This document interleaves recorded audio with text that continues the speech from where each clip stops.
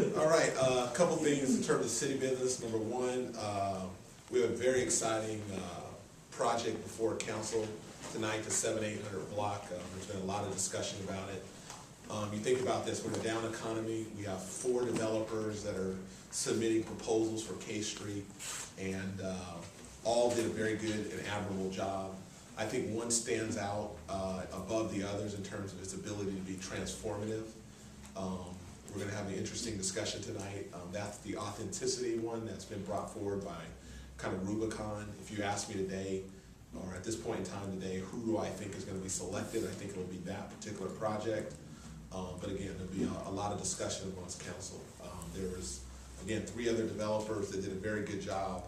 But what I'm excited about is, we now are on the cusp of doing something that is impactful on the 7-800 block in K Street. And we've been talking about J, we've been talking about K, we've been talking about L for years, in fact 40 years, and not a whole lot to show for it. This has to be a different moment in the history of the city of Sacramento. So again, we're very pleased with the once-in-a-lifetime opportunity for the city as it relates to the 7-800 block. I think most of you know, if you go a little bit more east on K Street, there's some really good projects that are underway. And if you go west on K Street to Downtown Plaza, which is in play, and we're talking to potential buyers for the Westfield Plaza. So again, there can be a potential of a lot of a synergy really taking place on that particular block in part of Sacramento. I think the projects are doable. In terms of the big project, the 700 block, the Rubicon one, while it's big and bold and certainly innovative, it's not a guarantee. So we as a city need to be judicious and very smart in terms of how we evaluate that particular project. Taxpayer dollars are at stake. We are limited in terms of our resources.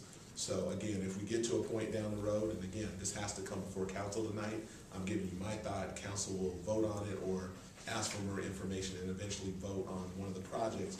But assuming this one is it, I think it's going to also be important that if we do enter into an exclusive right with any developer, we have to have very clear benchmarks in place, very measurable targets that are being met along the way. Because if they're not being met along the way, then we have to have the ability to then choose someone else who can deliver a project that may not be as big or as bold, but certainly is doable or more doable, especially in these times. So that's my quick thought on the 7-800 block. In terms of the BOT tax, business operation tax, I for one do agree that we need to look at, since 1991, this BOT has not been updated, so I think we need to look at doing it in a real way. You're talking 20 years.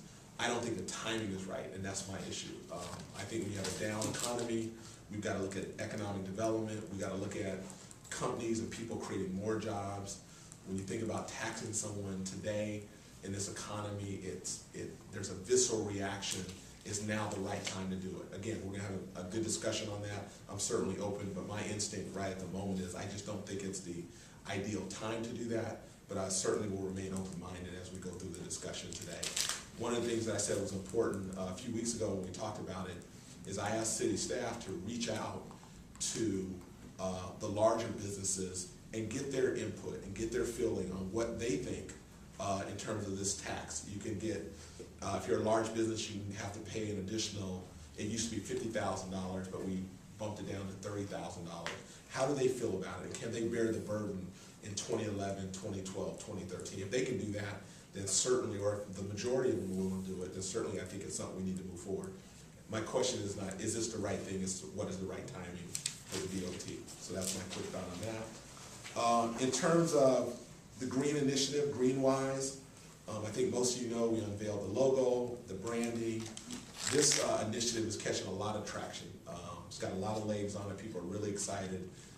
This was a big focus for 2010. I'm proud that all council members and all of us got on board and said, look, this is the right thing for us to do for the city, where we can A, become the greenest region in the country, and then B, also create a green economy where we're creating jobs and making sure the least among us are participating in the green economy. That ties to social justice. So next Tuesday, we're having our 3rd monthly meeting. Van Jones is going to be here.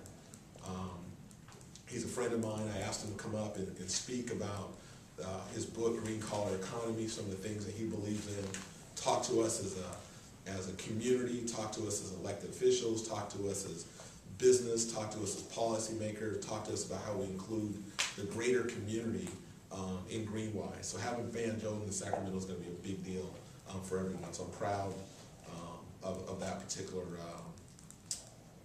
accomplishment. July 20th at the EPA building right across the street at 2:30. All right, questions? Mayor, why is now the time to go big and bold on K Street when we're pulling out of a recession?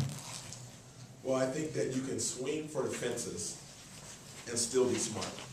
You know, my philosophy has always been that Sacramento has an ability to be a world-class city, and we need to be thinking bigger and we need to think bolder. And that doesn't mean you're irresponsible in terms of the way you think. So one of my challenges when I was campaigning, when I got elected, I said, look, why can't we become a world-class destination city? We're the capital of California. It's the 8th largest economy in the world. And if you look at our downtown, that is not what people would think of in terms of a downtown, the capital of California. So I have challenged developers. If you take the entertainment and sports complex, the arena, I challenge people in Sacramento and said, look, bring us your ideas. Be innovative, don't limit yourself, don't figure that you only have to do things marginally. Think about big, think about bold, but you gotta be able to deliver it, and it has to be doable. So in terms of the arena, we get 7 proposals that come in. The one that we're considering is a convergence plan that deals with 3 pieces of property. That's not the way we thought in the past in terms of our city. So when you look at K Street, for 40 years, we do not have a whole lot to show. We don't have a lot to show. And what has been the difference? And what are those reasons why K Street still looks the same way? Well, one of the reasons I believe very strongly is you need leadership to challenge the community, to bring projects forward. And to me, big and bold and something that's transformative for K Street would create the momentum to be catalytic for the rest of K Street and certainly J and L in my estimation. So when you have a down economy, that doesn't mean you sit on your hands. You gotta, if we start today, and choose a developer, that project won't come online till 2012. At some point, the economy is going to turn around. And when you think about the 700-800 block, if somebody can get that project to fruition in the next 2 years, that will say a lot about our city. The fact that we are getting things done. And then after 2012, the 800 block or the next phase of it is what we need to consider. So even though you have a down economy, it doesn't mean that you don't do entitlements, that you don't choose developers, that you don't do your design and build for your architect, you don't do your ER. There's a host EIR, there's a host of things that we should be doing now. And we gotta be a city that stands up straight and is proud of who we are and takes on a challenge head on. When you talk about being judicious